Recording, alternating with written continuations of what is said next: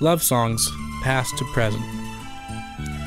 Love songs are extremely prevalent in our culture. They are part of the human experience and have existed essentially since music itself has been around. But how did we as a culture take our love songs from here to here? That's exactly the question I wanted to answer. But instead of looking at love songs since their conception, I decided to narrow it down and compare two distinct time periods. My first time period starts in 1964, which was highlighted primarily by the British invasion, led by the Beatles and other British rock bands. It ends in 1973, after the end of the Vietnam War and after the first stage of conclusions for the civil, women's, and gay rights movements. My second time period begins in 1996, the year Congress passed the Telecommunications Act of 1996, and ends in the present day, in which the internet and digital music dictate both the way music is made and consumed.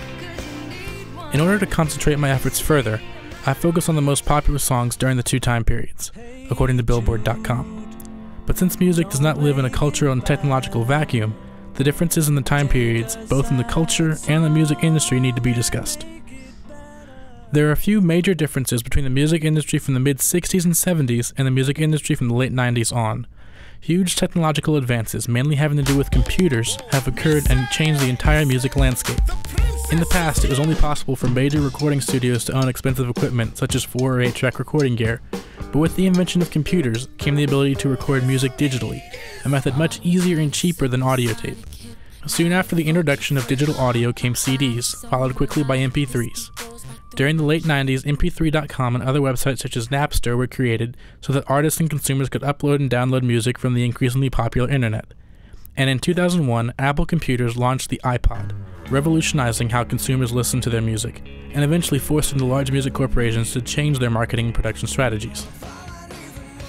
Few developments have changed the music and recording industry as drastically as the digital revolution. However, one thing consumers rarely hear about that essentially overhauled the entire entertainment industry is the passing of the Telecommunications Act in 1996. One of the major effects of the new law was to allow different media outlets, radio, television, literature, film, to be controlled by a single entity. For radio listeners, the more influential effect was that it also allowed individual companies like Clear Channel to own over 1,000 radio stations throughout the entire nation.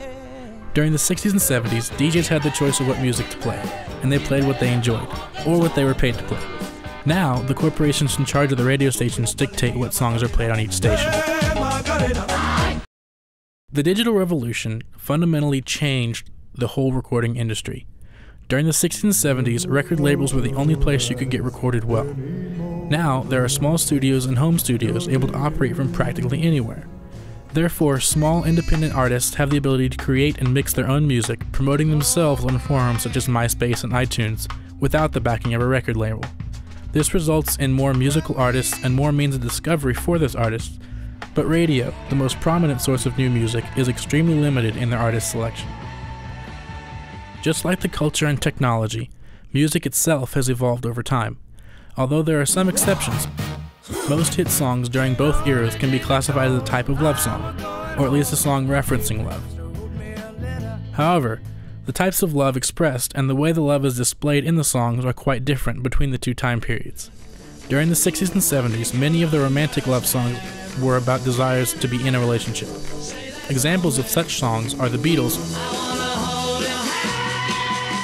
and the Temptations.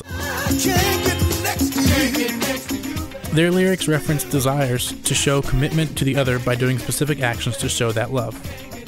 Those songs from the 60s and 70s that do reference sexual desires, and not just relationship love, were not sexually explicit with their words. A couple of those songs are Roy Orbison's Pretty Woman and Marvin Gaye's. These songs hint at sexual acts that they want to perform with a woman to whom they are talking. The difference between songs from the first period and those from the second is subtle references to sexual desires used by the older songs. Modern songs use heavier, more unambiguous language to address both love and sex. The popular love songs of the second period have gone through gradual changes from the beginning of the late 90s to now. From 1996 to around 1999 or 2000, the most popular songs were almost exclusively ballads, or at least slow, melodic songs about deep and meaningful love. Starting around 2000, rock music became popular and reverted back to the subtle desire of the 60s. This was a short trend that began to fade in 2002 as rap, an offshoot of the hip-hop movement, began to gain popularity and rival rock as the top-selling music genre. Hip-hop's evolution into rap glorified a music based on a culture of money and power, and it ushered in a reference to love that was much more sexual and explicit than ever before. Because these musical developments happened so quickly, popular songs did not do a complete crossover at the time music was reaching high on the charts. Rather, the charts became a mix of rock, R&B, and rap. For example, in 2002, Yeah by Usher, Lil Jon, and Ludacris, If I Ain't Got You by Alicia Keys, and This Love by Maroon 5 were all of different music genres, and all reached Billboard's top 5 singles of the year. A side effect of examining only Billboard hit singles is that it misses the counterculture developing alongside the more popular music, such as the hippie movement during the late 60s and 70s, and the grunge and alternative rock movement of the late 90s. This is an undesired but necessary side effect, since this examination is of love songs popular with the majority of the culture, not the entire culture.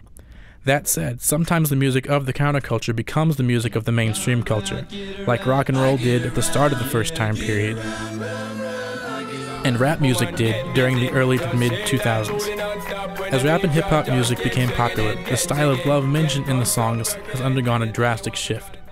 Unlike the past, this style of music is very crude and sexual with their references towards love.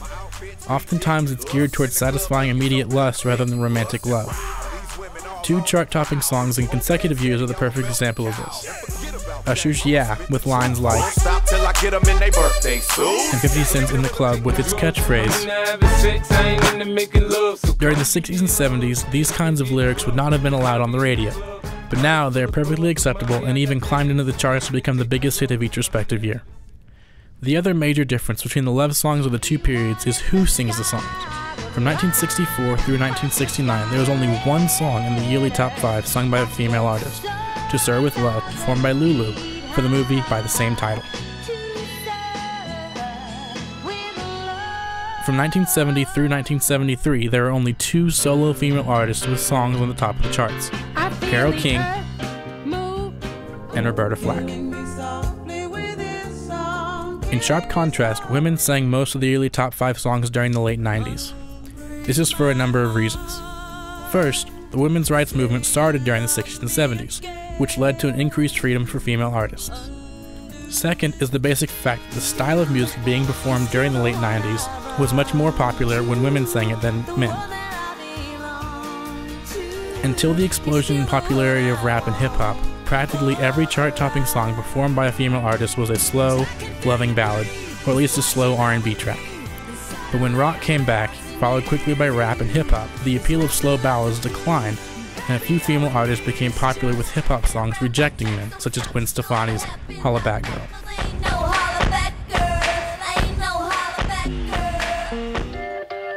Covering such long periods of time in such a short presentation, it is difficult to examine individual songs in detail, just as it is difficult to determine which love songs will become hits before they're released. Since music and musicians don't live in isolation from the rest of the world, the love songs they write and/or perform will continue to develop and change along with society and technology. The only thing that can be guaranteed about them is that love songs will continue to be written as long as both love and music exist, and it doesn't look like either is going away anytime soon. Give me your heart, make it real, or else forget about it.